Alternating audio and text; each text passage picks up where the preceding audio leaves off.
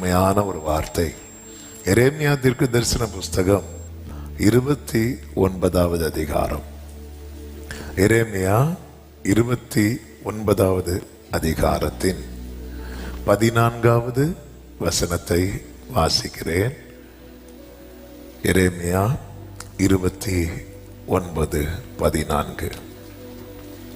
நான் உங்களுக்கு காணப்படுவேன் என்று கர்த்தர் சொல்லுகிறார்.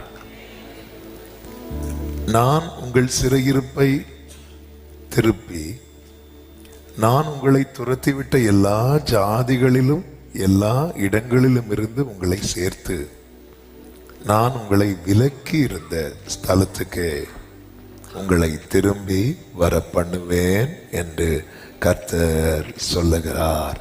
கரங்களை உயர்த்தி ஆமென் சொல்லுவோம். கர்த்தர் இந்த மாதம் தருகிற வார்த்தை அந்த முதல் லைன் தான். நான்